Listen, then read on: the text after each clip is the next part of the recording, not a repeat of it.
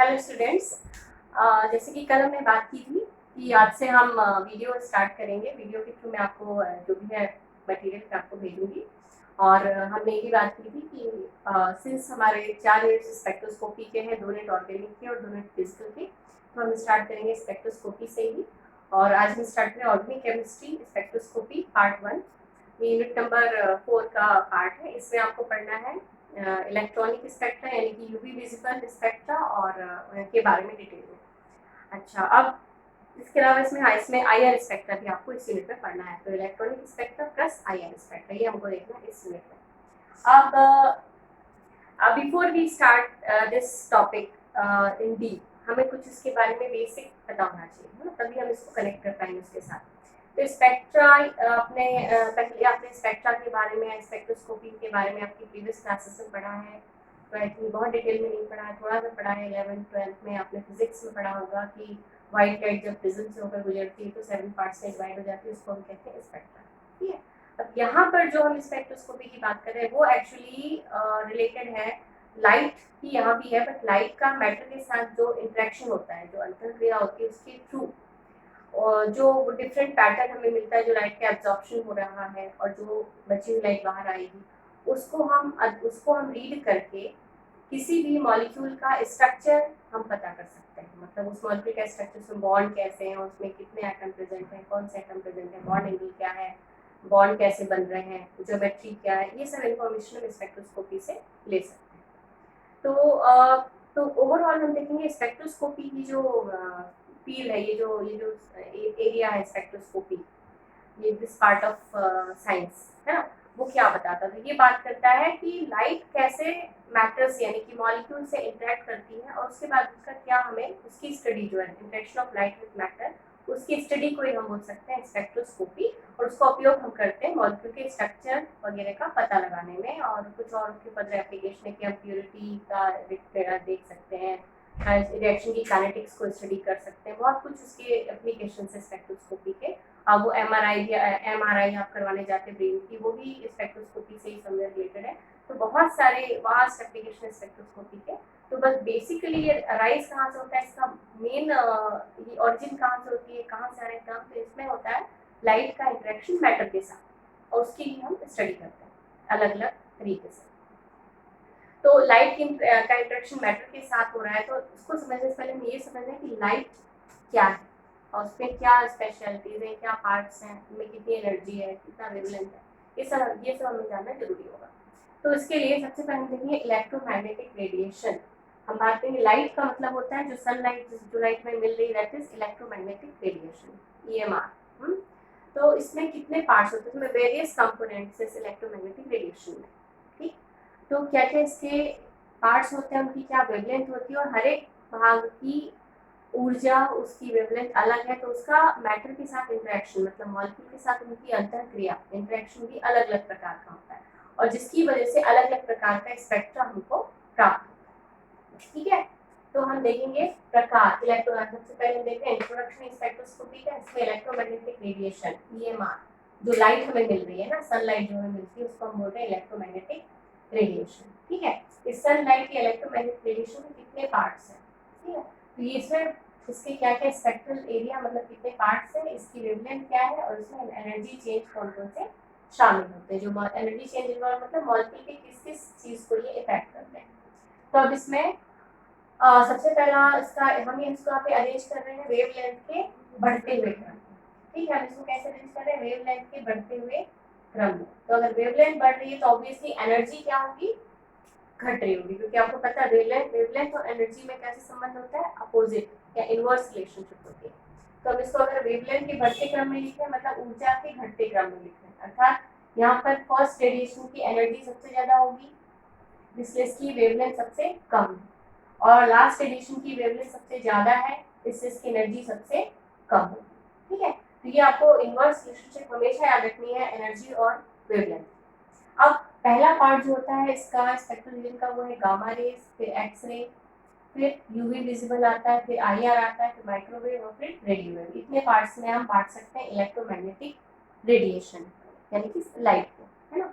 अब ये जो गामा रेज होता है उनकी वेवलेंथ होती है सबसे छोटी, कितनी 100 से 100 पिकोमीटर। और इस छोटी सी वेवलेंथ की वजह से इनकी एनर्जी सबसे ज़्यादा होती है। इनकी एनर्जी सबसे ज़्यादा होती है, इसलिए एनर्जी ज़्यादा है, इसलिए अगर हम बात करें कि एक एटम की, एक एटम है, एटम का ये न्यूक्लियाई है और उसके बाहर ये उसके डिफरेंट शेल है ना, उसके ऑर्बिट्स हैं न्यूक्लियाई के बाहर। तो गामा रेस की अगर हम बात करें तो गामा रे का पेनिट्रेशन पावर इतना ज़्यादा होता है कि सीधे सारे शेल को पेनिट्रेट करते हुए कहाँ तक चली जाती है, न्यूक्लियाई तक चली जाती है। इस वजह से गामा रेस जब हम किसी भी मॉलिक्यूल पे, किसी भी एटम पे इंसिडेंट करते हैं, डालते हैं, आपतित करते हैं, तब यहाँ पर क्या होते हैं, न्यूक्लियर रिएक्शंस। ये क्या कर सकता है, क्योंकि न्यूक्लियर तक पेनिट्रेट कर सकता है, इसलिए इसके द्वारा कौन से रिएक्शंस होते हैं, न्यूक्लियर रिएक्शंस। इसके बाद नेक्स्ट है एक्सरे। एक्सरे जो है इसकी वेवलेंथ क्या होती है, गामा रे से थोड़ी ज़्यादा। वेवलेंथ ज़्यादा मतलब इसकी एनर्जी क्या हो जाएगी, गामा रे से कम होती है। तो इसकी पेनिट्रेशन पावर गामा रे की तुलना में कम होती है, एनर्जी कम है, पेनिट्रेशन पावर कम होती है। और ये जो है ये न्यूक्लियर तक, ये न्यूक्लियर तक पेनिट्रेट नहीं कर सकता, ये पेनिट्रेट कर सकता है कहाँ तक, के और एल शेल तक। तो इसके बाद न्यूक्लियर के बाद का शेल होता है के और उसके बाद का शेल होता है एल। तो ये के और एल शेल तक कौन पेनिट्रेट कर सकता है, gamma rays, sorry X rays क्या कर सकती है, पेनिट्रेट कर सकती है। इस वजह से के और एल शेल में क्या होता है, इलेक्ट्रॉनिक एक्साइटेशन, मतलब यहाँ के जो इलेक्ट्रॉन होंगे ये एक्साइट हो सकते हैं, किसकी वजह से, एक्स रे के कारण। फिर एक्स रे के बाद नेक्स्ट आता है कौन सा, UV visible raise. UV visible raise जो होती है इनकी वेवलेंथ क्या होती है, तो यूवी की वेवलेंथ 100 से 100 नैनोमीटर, पीएम से बड़ा हो गया यूनिट कौन सा, नैनोमीटर। तो 100 से 100 nanometer, 100 to 400 nanometer UV and 400 to 750 nanometer क्या है, विजिबल।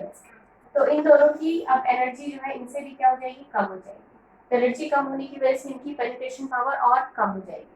तो अब इनकी पेनिट्रेशन पावर या विभेदन क्षमता जिसे हम बोलते हैं ये कम हो जाएगी। तो यूवी की कितनी क्या होती है, ये वैलेंस और मिडल, मतलब सबसे बाहरी शेल कहलाता है वैलेंस और उसके अंदर का शेल कहलाता है मिडल। तो ये वैलेंस और मिडल शेल में क्या करवा सकते हैं, इलेक्ट्रॉनिक एक्साइटेशन, इलेक्ट्रॉनिक संक्रमण, यानी कि नीचे वाले शेल से ऊपर वाले शेल में इलेक्ट्रॉन होता है एक्साइट होता है, उसको बोलते हैं इलेक्ट्रॉनिक संक्रमण। तो वो कौन करा सकता है, यूवी। एंड विजिबल क्या करा सकता है, उसकी एनर्जी हो गई यूवी से भी कम, उसकी वेवलेंथ बढ़ गई, कितनी होगी, 400 से 750।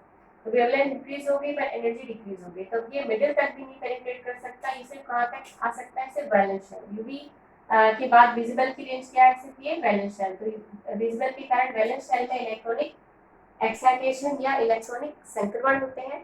तो इन दोनों में ही जो यूवी और विजिबल में हम देख रहे हैं इलेक्ट्रॉनिक संक्रमण हो रहे हैं, वैलेंस शेल और मिडिल शेल में जो इलेक्ट्रॉनिक संक्रमण हो रहे हैं, इसकी वजह से जो स्पेक्ट्रा प्राप्त होता है उसे हम बोलते हैं इलेक्ट्रॉनिक स्पेक्ट्रा। तो इलेक्ट्रॉनिक स्पेक्ट्रा में यूवी एंड विजिबल का ही योगदान है। और इसमें चूंकि इनकी पेनिट्रेशन पावर वैलेंस शेल और मिडिल शेल है, तो ये जो इनके कारण से इलेक्ट्रॉन जो होते हैं वो अपने कक्ष से, अपने से ज्यादा एनर्जी वाले कक्ष में एक्साइट हो जाते हैं और कुछ समय बाद वापस लौट जाते हैं। कब, जब हम यूवी विजिबल रेडिएशन को किसी पदार्थ पर डालते हैं। तो इस प्रकार मिलने वाले स्पेक्ट्रा को, चूंकि वह इलेक्ट्रॉनिक संक्रमण के कारण हो रहा था, इसको हम बोलते हैं इलेक्ट्रॉनिक स्पेक्ट्रा। तो इलेक्ट्रॉनिक स्पेक्ट्रा में प्राप्त होता है यूवी और विजिबल से। उसके बाद फिर आता है आईआर रीजन। आईआर रीजन की वेवलेंथ और ज्यादा हो जाएगी, यहाँ पे यूनिट नैनोमीटर, इसके बाद होगी माइक्रोमीटर। तो यूनिट बढ़ गई, यानी कि इसकी वेवलेंथ बढ़ गई, परंतु इसकी एनर्जी और ज्यादा क्या हो जाती है, कम हो जाती है। तो इसकी एनर्जी कम हो जाने की वजह से इसमें अब इलेक्ट्रॉनिक एक्साइटेशन कराने की पावर नहीं है। इलेक्ट्रॉनिक संक्रमण कौन करा रहा था, यूवी और visible. Visible last middle shell तक इलेक्ट्रॉनिक संक्रमण करा रहा था, बट आईआर जो है वो इलेक्ट्रॉनिक एक्साइटेशन नहीं करा सकता। बट इसकी वजह से मॉलिक्यूल में वाइब्रेशनल एंड रोटेशनल चेंजेस होते हैं। वाइब्रेशनल एंड रोटेशनल चेंजेस का क्या मतलब होता है, तो मॉलिक्यूल डिफॉर्म हो जाता है। डिफॉर्म हो जाता है मतलब जो उसका बॉन्ड एंगल एंड जो बॉन्ड लेंथ था वो पहला जैसे नाउ की क्या हो जाता है, वो चेंज होने लगता है। तो बॉन्ड लेंथ और बॉन्ड एंगल जब चेंज होगा तो मॉलिक्यूल की जो ओवरऑल ज्योमेट्री थी वो क्या हो जाती है, डिफॉर्म हो जाती है, जिसको हम बोलते हैं मॉलिक्यूलर डिफॉर्मेशन। वो कौन कराता है, आईआर कराता है। और इस मॉलिक्यूलर डिफॉर्मेशन को ही हम बोलते हैं वाइब्रेशनल चेंजेस। मॉलिक्यूलर डिफॉर्मेशन को ही क्या बोलते हैं हम, वाइब्रेशनल चेंजेस। तो वाइब्रेशनल चेंजेस कौन लेके आता है, IR region of electromagnetic radiation ये लेकर आता है। तो इस वजह से इस प्रकार के स्पेक्ट्रा को जो हमें आईआर में प्राप्त होगा उसको हम बोलते हैं आईआर स्पेक्ट्रा या फिर वाइब्रेशनल स्पेक्ट्रा कहते हैं। उसके बाद फिर आता है next region which is microwave region. IR के बाद कौन सा एरिया आता है? Microwave area. माइक्रोवेव एरिया की वेवलेंथ और अधिक हो गई पहले वाले से भी, है ना, ये सेंटीमीटर में रेंज आ गई, माइक्रोमीटर से रेंज क्या बन गई? सेंटीमीटर। तो इस एरिया में वेवलेंथ बढ़ गई पर एनर्जी इसकी क्या हो गई? और कम हो गई। तो इसकी एनर्जी कम होने के कारण अब इसमें ना ही इलेक्ट्रॉनिक एक्साइटेशन संभव है, ना ही इसमें वाइब्रेशनल एक्साइटेशन संभव है। इसमें क्या संभव है? इसमें संभव है रोटेशनल चेंजेस। ये सिर्फ क्या कर पाता है? रोटेशनल चेंजेस, मतलब जो बॉन्ड होता है, बॉन्ड में रोटेशनल चेंजेस होते हैं, एंगल वगैरह नहीं बदलता बट बॉन्ड जो है वो रोटेशन में बदल जाता है। रोटेशन का मतलब आप ये समझिए कि एक बॉन्ड को आप रिजिड रोटेटर, एक रिजिड मतलब एक सख्त चीज की तरह माने तो सख्त चीज जो है वो अपने एक्सिस के अलॉन्ग कैसे रोटेट करती है, ऐसे बॉन्ड है, मान लीजिए ये इसका दो एटम हो गए तो इसके अलॉन्ग ये किस प्रकार रोटेट करेगा? इस प्रकार से रोटेट करते रहेगा। तो वो चेंजेस कौन करा सकता है? रोटेट माइक्रोवेव एरिया या फिर रोटेशन स्पेक्ट्रम में ये चेंजेस होते हैं। और उसके बाद आता है radio wave area. Radio wave region की वेवलेंथ और अधिक, सबसे अधिक हो जाती है कितनी? 1 से 30,000 मीटर, मतलब बहुत ही लंबा है। तो आप जो रेडियो आप सुनते हैं उसमें ये इसी रीजन की वेवलेंथ को उपयोग में लाया जाता है, रेडियो वेव्स को, जिसके कारण आप दूर दूर से स्टेशन से जो टेलीकास्ट होता है वो आप सुन पाते हैं। तो आपको पता होगा ये, तो इसकी वेवलेंथ सबसे ज्यादा है लेकिन इसकी एनर्जी सबसे कम है। तो इस कम एनर्जी की वजह से कोई भी प्रकार का एटॉमिक या molecular change like electronic, vibrational, ठीक है, या रोटेशनल संभव नहीं है क्योंकि इसकी एनर्जी बहुत ही कम है। लेकिन अगर हम रेडियो वेव को किसी मैग्नेट के साथ हम जोड़ दें, मतलब मैग्नेटिक फील्ड के साथ अगर हम रेडियो वेव को किसी मॉलिक्यूल को अगर दें तो उस कंडीशन में क्या होता है? उस कंडीशन में स्पिन ओरिएंटेशनल चेंजेस होते हैं। स्पिन ओरिएंटेशनल चेंजेस मतलब जो स्पिन होती है इलेक्ट्रॉन की उसमें कुछ चेंजेस देखने को मिलते हैं और वो आधार बनता है एक डिफरेंट टाइप ऑफ स्पेक्ट्रम है जिसे हम बोलते हैं NMR spectrum. NMR spectrum, NMR का मतलब होता है nuclear magnetic resonance. Nuclear magnetic resonance. तो ये स्पेक्ट्रम हमें किस एरिया में मिलेगा? रेडियो वेव एरिया में मिलेगा। बट अकेले रेडियो वेव रीजन में ये नहीं प्राप्त होगा, रेडियो फ्रीक्वेंसी के साथ हमें क्या उसमें देना पड़ेगा? साथ में मॉलिक्यूल को मैग्नेटिक फील्ड अप्लाई करनी पड़ेगी। मैग्नेटिक फील्ड की उपस्थिति में जब आप रेडियो फ्रीक्वेंसी इंसिडेंट करेंगे किसी मॉलिक्यूल पे तब उसमें हमको स्पिन ओरिएंटेशनल चेंजेस प्राप्त होंगे और उन स्पिन ओरिएंटेशनल चेंजेस मतलब इलेक्ट्रॉन की स्पिन में चेंजेस आएंगे और उस वजह से हमें एनएमआर स्पेक्ट्रम मिलेगा और एनएमआर स्पेक्ट्रम से भी हमें मॉलिक्यूल के बारे में काफी सारी जानकारियां प्राप्त होंगी। ठीक है, तो ये सारे टाइप ऑफ स्पेक्ट्रा है जो कि इलेक्ट्रोमैग्नेटिक रेडिएशन यानी कि ईएमआर से जुड़े हुए। अब यहाँ पर हमें आपके बीएससी फाइनल ईयर में हमें पढ़ना है इलेक्ट्रॉनिक स्पेक्ट्रा के बारे में, जिसमें कि यूवी विजिबल स्पेक्ट्रा आता है। इसके अलावा वाइब्रेशन स्पेक्ट्रा में हमें पढ़ना है आईआर स्पेक्ट्रा के बारे में। रोटेशन स्पेक्ट्रा ऑर्गेनिक में नहीं है, वो आपको फिजिकल केमिस्ट्री में पढ़ना है। और ऑर्गेनिक में हम बेसिकली पढ़ेंगे एनएमआर स्पेक्ट्रा। और एनएमआर स्पेक्ट्रा जो है रेडियो वेव रीजन में जो एनएमआर स्पेक्ट्रा होता है ये फिर दो प्रकार का हो जाता है। इसमें आता है 1H एनएमआर, इसमें प्रोटॉन का एनएमआर आप पढ़ते हैं, और एक होता है 13C एनएमआर। 13C एनएमआर में आप 1H एनएमआर हाइड्रोजन के बारे में जानकारियां देता है और 13C एनएमआर जो होता है वो कार्बन के बारे में जानकारियां देता है। तो ये दो प्रकार के स्पेक्ट्रा हमें पढ़ने एनएमआर के अंतर्गत। तो ये आप पढ़ेंगे यूनिट नंबर 5 में। और UV visible spectroscopy plus IR spectroscopy आप पढ़ेंगे यूनिट नंबर 3 में। तो हम स्पेक्ट्रोस्कोपी पार्ट 1 में हम ये 3 प्रकार के स्पेक्ट्रा को पढ़ देंगे, यूवी विजिबल और आईआर।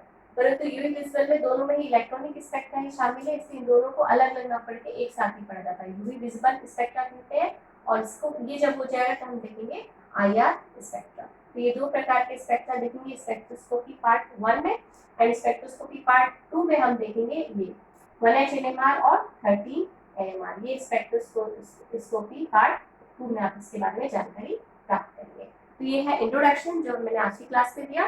कल की क्लास में मैं स्टार्ट करूंगी सीधे यूवी विजिबल स्पेक्ट्रोस्कोपी यानी कि इलेक्ट्रॉनिक स्पेक्ट्रा से मैं स्टार्ट करूंगी। तो this was all for today's